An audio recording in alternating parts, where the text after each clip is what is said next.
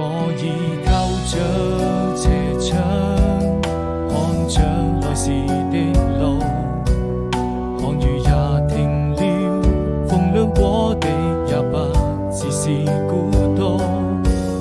彷彿聽見你的腳步飄向遠處，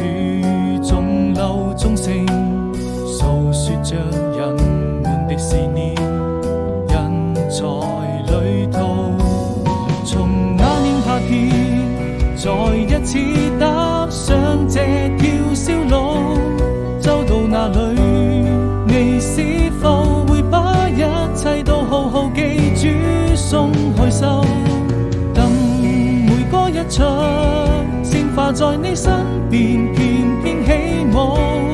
那是送給你生命中最真摯的祝福，我們要幸福。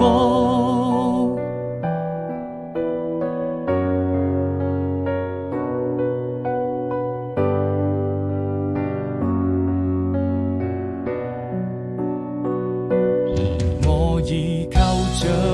斜窗，看着來時的路，看雨也停了，風涼過地也不